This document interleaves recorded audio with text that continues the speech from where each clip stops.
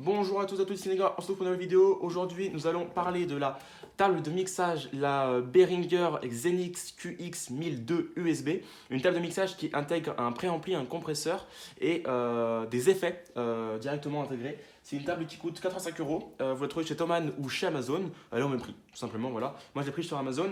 Vous avez vu que j'ai tout mon setup son qui vient d'arriver justement, donc on va le déballer en vidéo. Là, je vais faire une vidéo présentation, table de mixage. La prochaine vidéo sera sur le casque, la prochaine sera sur les câbles et la dernière sera sur le micro par exemple. Ce sera que des vidéos de présentation, donc j'irai au plus court possible et au plus succinct. Et si vous voulez des vidéos tests des produits où je vous parle plus de chaque produit, quel bouton sert à quoi, quel potentiomètre sert à quoi, le casque, qu'est-ce qui fait qu'il est bien, qu'est-ce qui fait pas bien. Voilà, si vous voulez vraiment des vidéos explicatives qui vous testent le produit, n'hésitez pas à me le dire en commentaire parce que je ne le ferai pas de base. Là, je vais vraiment vous présenter les produits. Comme ça, du coup, moi, je les déballe et je vous présente le produit. J'ai déjà déballé la table de mixage, mais en fait, hop, je vais vous montrer le carton. Tac, et en fait j'ai bugué dans la vidéo, du coup je la refais tout simplement.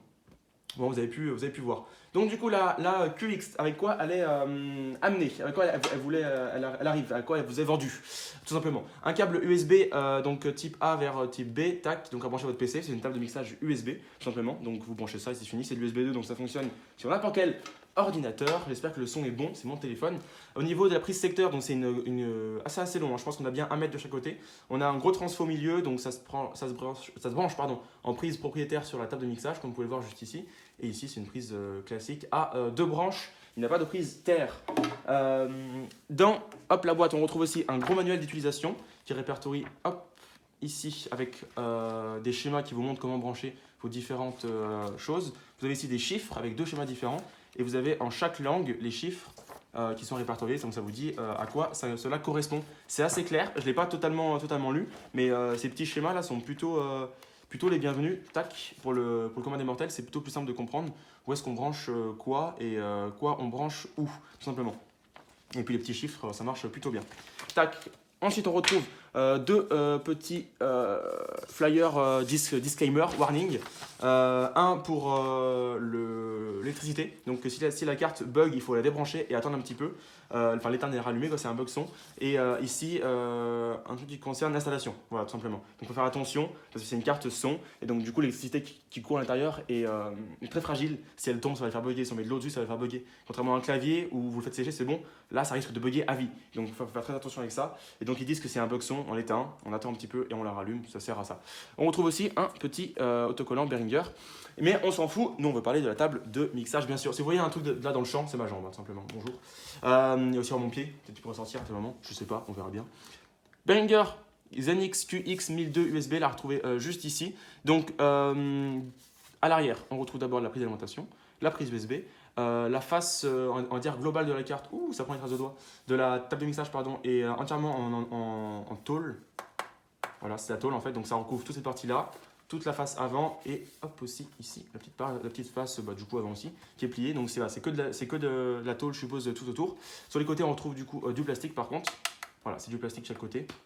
Que dire de plus au niveau design ou comme ça, rien spécial, elle est posée sur des pieds en plastique, il n'y a pas de caoutchouc, peut-être un petit peu dommage, mais bon, on s'en fout une fois qu'elle est posée, elle ne bouge plus. Donc, je vais vous le présenter du coup assez rapidement, le but c'est de vous présenter le produit, pas vous dire à quoi ça sert vraiment à peu près tout, même si je vais le faire.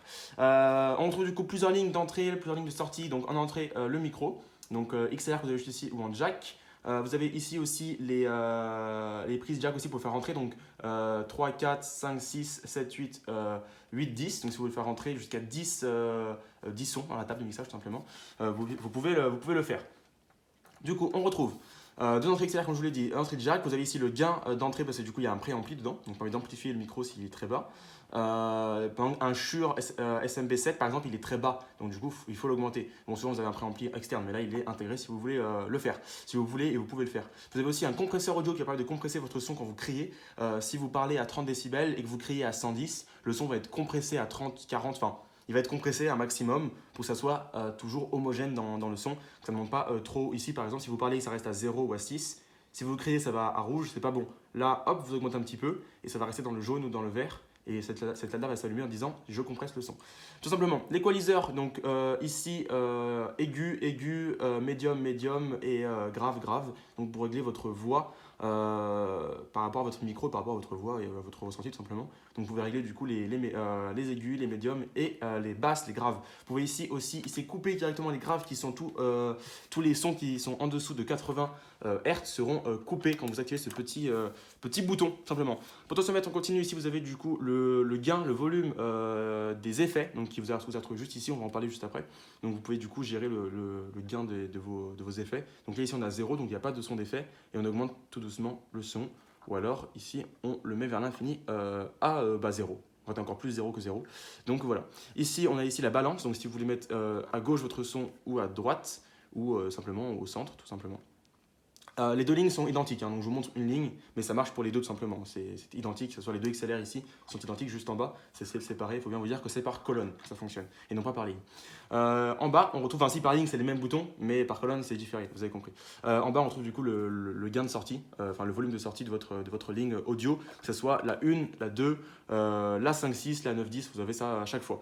Du coup, au niveau du milieu, donc du coup pour les lignes qui sont gérées par interface USB, vous avez ici aussi le gain du DFX qui est séparé ici pour le 3.4 par exemple. Vous avez ici la balance, gauche-droite toujours, et vous avez ici le volume de sortie pour le 3.4. Vous avez la même chose pour le 5.6, vous avez la même chose pour le 7.8, donc ici vous avez la même chose pour le 9.10. C'est-à-dire qu'en fait cette partie-là, vous avez une interface. Vous avez une interface, vous avez une interface et encore une autre interface. Voilà, c'est assez bien délimité, c'est assez bien fait, donc on comprend très facilement à quoi ça correspond.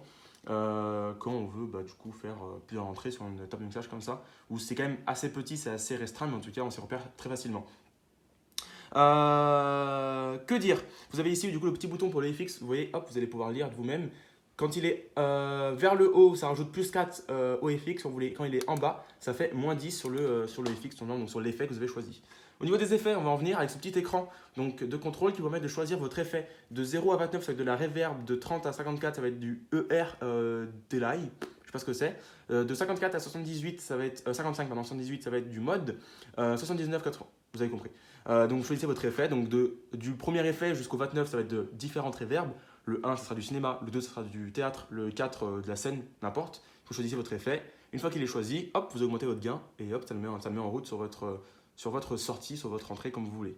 Vous avez ici différents boutons, je ne sais pas à quoi ils servent du tout. On en parlera dans la vidéo test si vous voulez que je la fasse. N'oubliez pas de mettre un commentaire pour me dire si vous voulez que je la fasse vraiment, parce qu'à la base, ce n'est pas prévu. Vous avez ici un petit bouton du coup pour l'alimentation fantôme, je suppose, si elle est activée ou désactivée. Ici, vous avez le volume de sortie, donc total, que ce soit sur téléphone, hop, ou sur enceinte. Et vous avez ici le potentiomètre de fin pour augmenter le volume, tout simplement. Voilà, donc c'était la table de mixage. Donc vous voyez, il n'y a rien de spécial, il n'y a rien de compliqué, elle est très simple. C'est pour ça que du coup je l'ai prise, elle est complète et très simple. Ça m'évite d'avoir un compresseur, un ampli, il y a tout dedans, 85 €, c'est quand même très raisonnable. Donc du coup il y a tout dedans, c'est tout simple. Que dire de plus? Absolument rien. Si vous voulez une vidéo test, n'hésitez pas à me dire si vous voulez que je la fasse ou pas. C'est pas prévu au programme, donc n'hésitez pas à me le dire.